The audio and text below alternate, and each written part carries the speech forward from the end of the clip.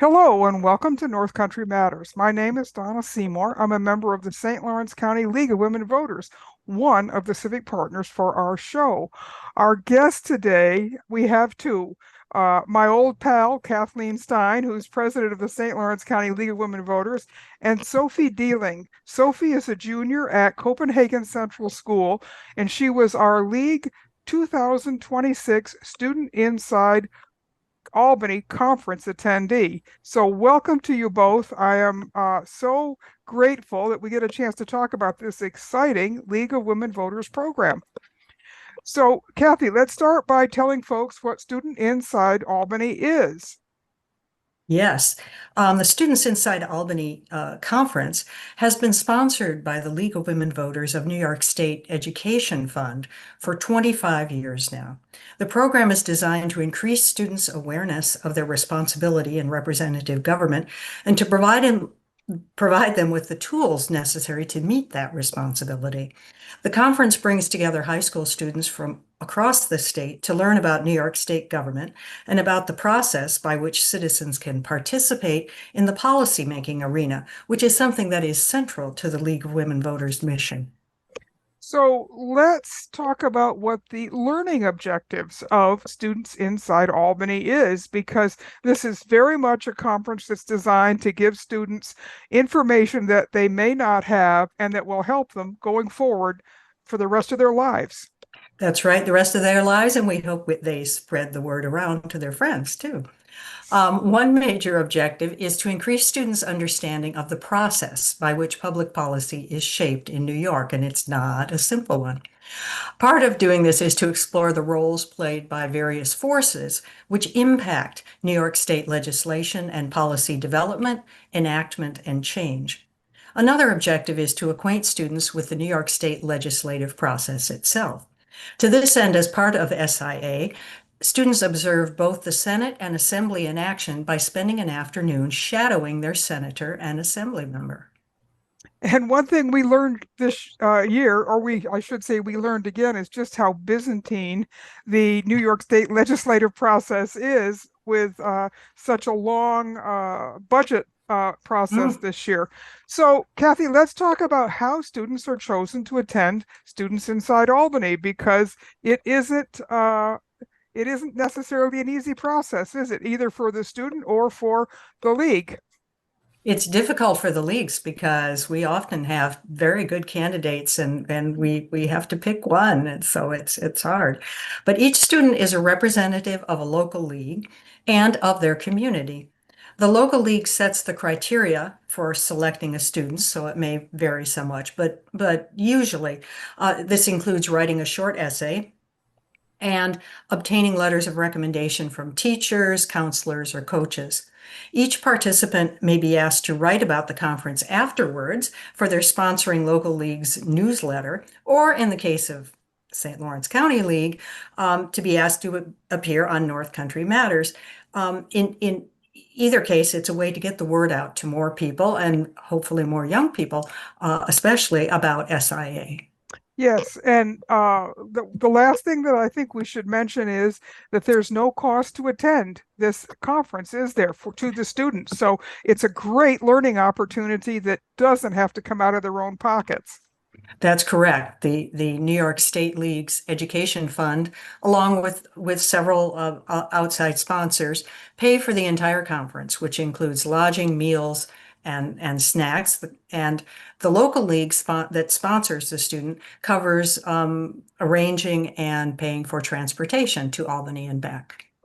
Well, thank you very much for those good words, Kathy, because we always are looking for new students for the next year. So it helps, I think, students to know a little bit about what that selection process is, and that the fact that there is no cost to them to attend. So, Sophie, let's turn to you now to talk about this year's conference, which you just returned from. You received glowing recommendations from your school community to be our candidate this year. What attracted you to the Student Inside Albany opportunity? My English teacher earlier in this year had recommended it to me. I'm very sure he picks someone every year and like gives them the application or like tells them they should apply to it. And then after that, I did some research on it, and thought that the experience and what I would learn from it would be really beneficial. So. And you're come from the Copenhagen Central District, which is a pretty small district, isn't it? Yes. Yes, it How is. how many students in your your high school? There are 500 students in our school, which is K through 12. Oh, okay. And I think there's 34 kids in my graduating class. So pretty small and not as many opportunities as maybe larger schools can offer. So SIA is a great opportunity. So let's talk a little bit about what you did on day one after you got there. Give us some highlights about what the conference activities were like. We toured the Capitol and the plaza across from there, which was really interesting. Like seeing all the rooms and all like the architecture was really cool there. And then we shadowed our assemblyman. For me, it was Ken Blankenbush. And then after we returned to our hotel that night, we watched a panel of journalists, and then there were other just like presentations that we got to watch that were all like really informative. So you got to shadow Assemblyman Blankenbush, and this is his last year. He's actually retiring at the end of this year, so it'll be an open seat come November for that district. What was he like, and how did you talk with him? He was very nice. He did a lot of the talking. He explained like a lot of the stuff to me, especially when we're on the floor. He would like explain what all the like boards meant and what all the information on there meant, and just how like the voting actually worked. So that was pretty interesting because you were going in with no real information about how they actually do their work, were you? No. And so what were they talking about on the floor that day? Were they still doing budget things, or were they doing legislative pieces? I believe they were doing like different I don't know what they would be called, but it was like different days that they were gonna like set up and stuff like that. That would be like official to New York State. I remember those, and I think there were some budget stuff. Yes. So okay, so then on day two, the focus is on civic engagement and advocacy. So talk to us a little bit about the kinds of workshops that you were able to participate there in. We had some people that run for office come in, and they explained how all of that like campaigning stuff worked. And we also had we had a presentation on different like forms of advocacy and stuff like that, which was all really cool to see. And like they all gave us the opportunity to like actually be involved in what they were doing, which was really cool. So you got to shadow your state senator during that second set. And who's your state senator? Mark Walczyk. Okay. Mark Walczyk used to be our state senator until they redistricted him. So he's a very pleasant person and always willing to take time to explain things, isn't he? Yes. Yeah, that's great. And so what was the Senate doing that day? Same thing with working on bills and the budget? Yeah. Okay.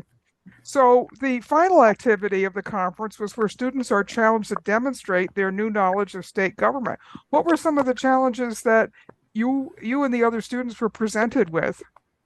We registered to vote was one of the things we got the opportunity to. And we also, at the first day, they gave us a survey on like how much we knew about the government and how it worked.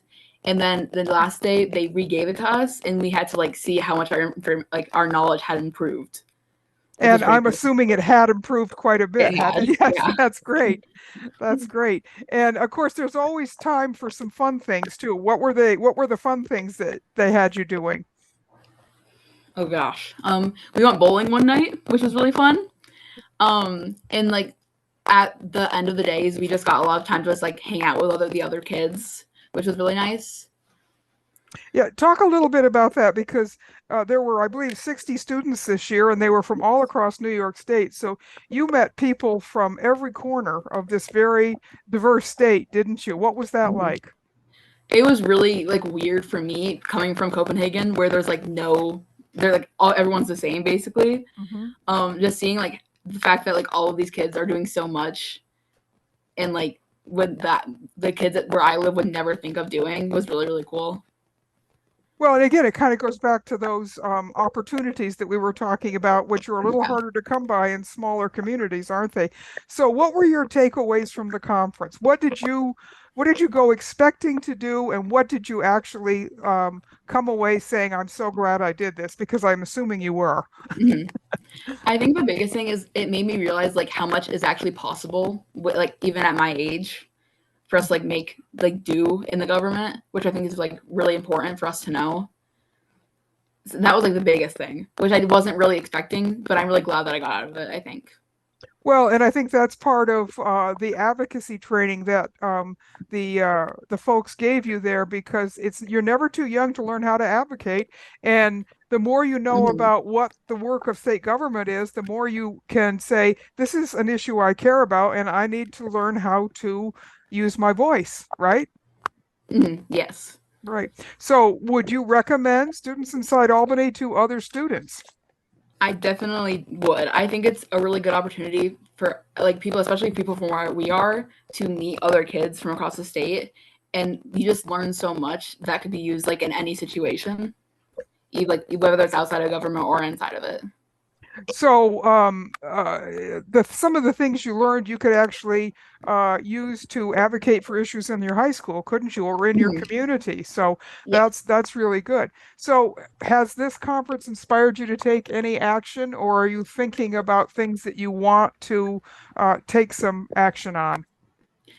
Yeah, I think so. I think it helped me like want to take leadership more like leadership roles, I think more rather than like um I guess advocacy stuff, but I think it inspired me to take like more leadership roles in my community and like my school. And that's something I think that is always a little difficult to find good leadership opportunities in high school. Um, it seems like they always sort of go to like maybe the music students or the sports students, but there's other Mhm. kinds of roles that students can play, including student government. Mhm. So, what do you think that you learned that will help you going forward as you think about college or your career preparations? I think it'll help me like advocate for myself in those situations and again like take like do what I as much as I can Mhm. and like not be scared to do those things, which I think is really really helpful. Yes, sometimes it's just a matter of, you know what, I'm going to do this. And even though I'm not exactly sure how to do it, you've now had Mhm. some experience talking to people who do this for a living. So, Mhm. and did you find the senator and your assemblyman difficult to talk to, or were they very down to earth, friendly people? They were very down to earth. Yes. So they don't sit up on some high pedestal, do they? They just go to work every day, and that's good to know, because sometimes you think that these folks are, well, gee, they got elected, they must be special, but anybody can run for Mhm. office, can't they? Yes, There, definitely. there you go. Well, Kathy, as we wrap up, what are some other the youth programs that the league offers? Because it's a pretty rich organization in terms of opportunity, isn't it? Oh, yes, and leagues in different places do all kinds of things, various kinds of youth leadership and civic engagement programs, around various issues, local issues, whether they're, environmental issues or, all kinds of things. And also for younger kids, Take Me to Vote, urging younger, you know, kids to urge their parents to vote by saying, take me to vote. And in some places, they actually do a contest, have classes, and whichever one got most parents to vote, or whatever, they have pizza or whatever. They also have student parent, mock elections and things like that. Kids Voting USA running and winning. And that's what, nice to hear, Sophie, that thinking that, more emboldened to take a leadership position. And Mhm. that's really good. And that especially warms my heart to hear young woman wanting to take, some leadership. But also, that running for office. I mean, it's not easy, but it's not impossible. and we'd like to have more women in elective office. So that's, and leagues do try to encourage that as well. So. And it's not only just encouraging people to run, but it's also so that the voters have a choice. So Yes. often in elections, if there's an incumbent, somebody doesn't want to run against them because, oh, well, I can't win. But that's not true. Anybody can win, but they have to be willing to run. But giving the voters a choice is one of the things that the league is all about, isn't it, Kathy? Yes. Yes. Yeah. No, we the uncontested election is not what we like to see, No, because not at all. it's about giving voters choices. And one thing I will say, since we're in primary season here, I always encourage people to register in a party, because you partially disenfranchise yourself because in New York we have closed primaries. You can't vote for that, initial choice of who the choice will be in the general election. So That's good just had to get advice. my pitch in there on. That's right. That's good advice. So the St. Lawrence County League is going to continue to offer local students a chance to attend Students Inside Albany. When will we start looking for participants for the 2027 conference, Kathy?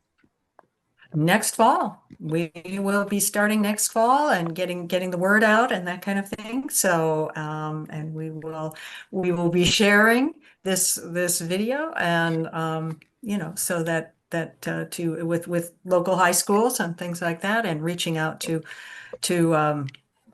government professors, guidance counselors, people like that, who often can give us recommendations and urge people to participate. And I might mention as well that although we are the St. Lawrence County League, there is no league in Jefferson County. So we often try to recruit from Jefferson County as well, because this is such a great opportunity, as Sophie has just articulated so well. So don't think geography will stop you from applying next year. So. Well, I want to thank you both for coming in today to do this North Country Matters. This is always such a pleasant show to do, because it's always so much fun to talk to a young person who has had the opportunity to go to Student Inside Albany. And I hope, Sophie, that you will think about joining the League of Women Voters, no matter where you end up in your life, because we are a great organization, and it's wonderful to have you be thinking about the things that you're thinking about now, and I can assure you the league can help you as you go forward. Thank you. You're welcome. So these conversations are a production of North Country Matters, and this show is a civic collaboration between the League of Women Voters of St. Lawrence County and the Potsdam Public Library. So until next time, remember, our North Country matters, and so does your vote.